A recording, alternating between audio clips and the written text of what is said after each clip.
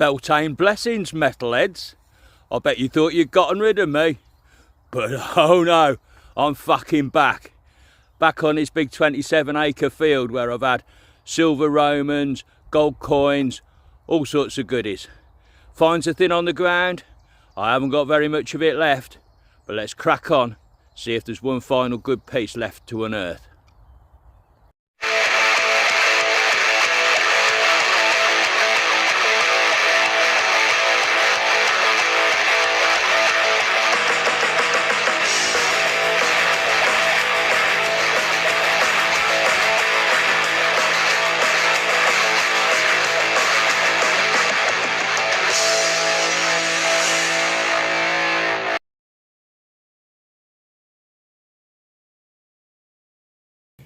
Oh yes, metalheads, we're up and running. First signal in absolutely months.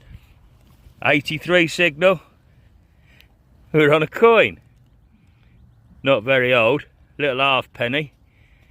Queen Victoria.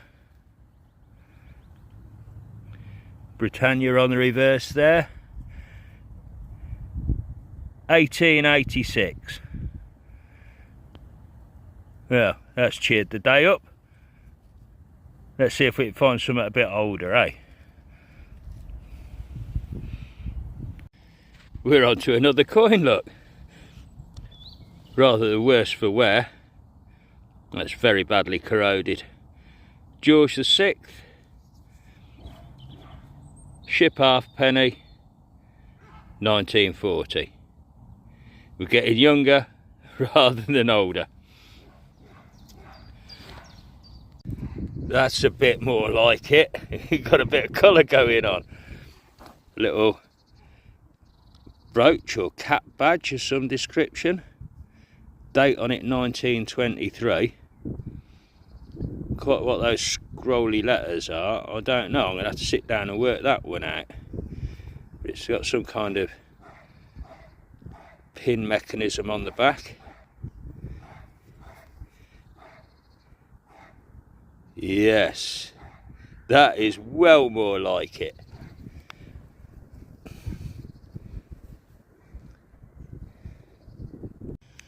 A little surface find this time. You know my pet hate with regular buttons, but that's quite a fancy patterned silvered one. Worth a show, I suppose. Got an absolute beauty of a signal in here, metalheads, look. Big fat 91. Let's hang up the custard stick, clear the gloves. Let's do a live reveal on this one. I like these big 91s. Let's pull this apart. Still in there. Still in there.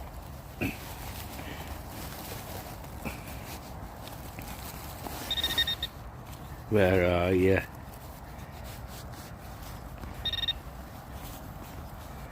Yes, where are you? I think I freed it up.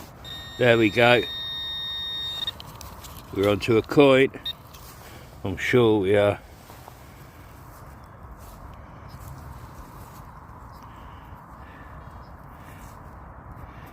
Feels very light, but there is some silver colouring coming through there.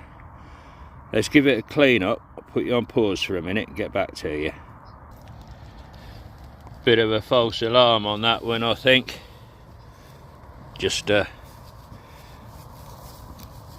aluminium disc machine to some extent. Too light to be silver, but that number was ringing up like it was a big silver shilling. Close, but not close enough. Wah, wah, wah. As you know, I'm well and truly into my 90 signals, and I've got a big 91, 92 just in this side edge of this clod here. So let's do another live reveal. If I can break this soil open one-handedly.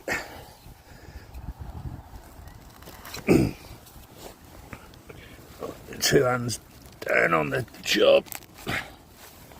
Where is it? In this bit I broke off the side, I think. Right, let's investigate a bit further in here. Here we go, here we go. Boom. Have we got a coin this time? Or is it another one of those silly alley discs? I think it's another one of them discs, but let's give it a clean up. Drat and double drat. What a wind up these things are. Another one. Still, that's detecting for you. Here he is. Have you missed the noise? He's got himself a stick. So let's keep this chump occupied. Meanwhile, another find here. I've had these before, uncertain of what they are. Little spoon cup shaped thing. I always thought they were seed chuckers off a planting machine. Any better suggestions? Drop it in the comments, please.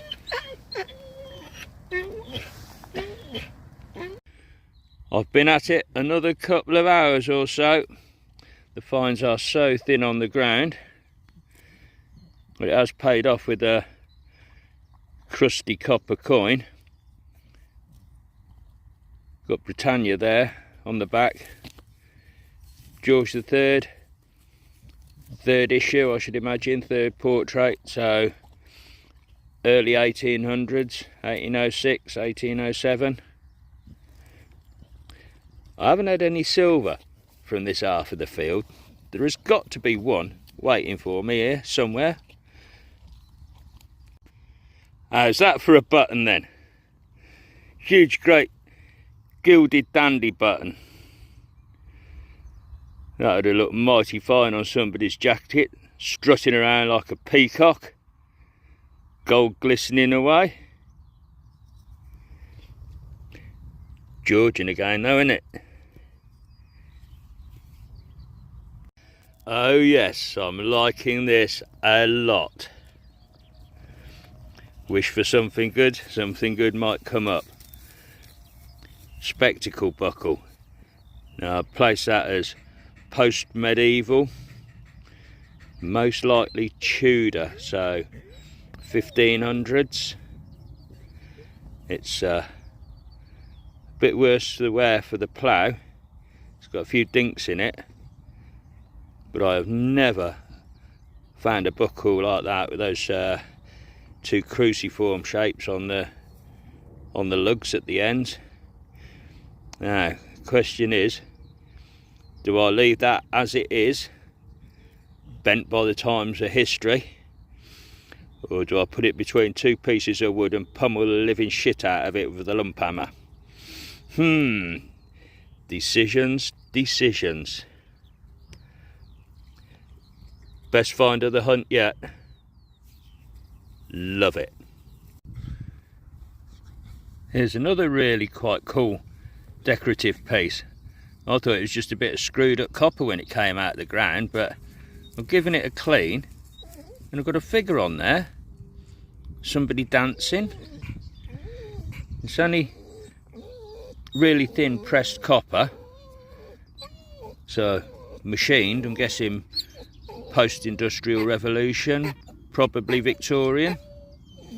I think that person's having a little bit of a jig in my field. Yeah, I like that as well. Brilliant. Well, it certainly is packing some heat today. We're pushing midday. Barney's hot and bothered. I'm hot and bothered. We came out early. We was up on the field by 8:30 this morning. I'm going to get him back home, get him cooled down, and stitch this together for a video for you, do a bit of a roundup, and then chill out and enjoy the rest of the bank holiday. Right, it feels so good to be back out in the fields.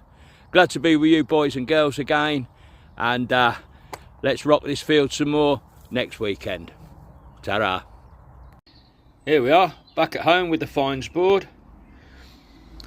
Nothing too spectacular here. At the top, standard issue buttons, some slightly more fancy buttons,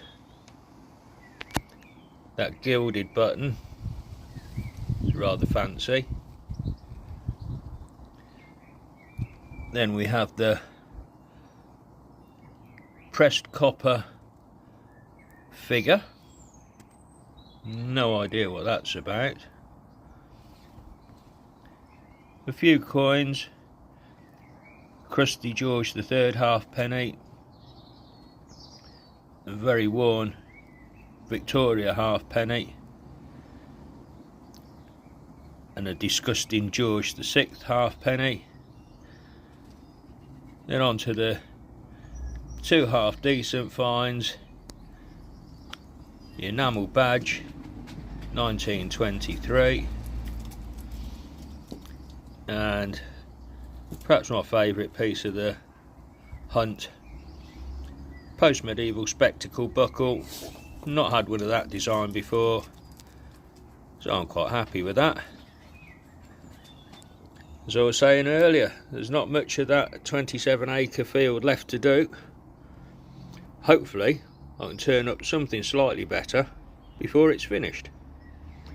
Thanks for watching, metalheads.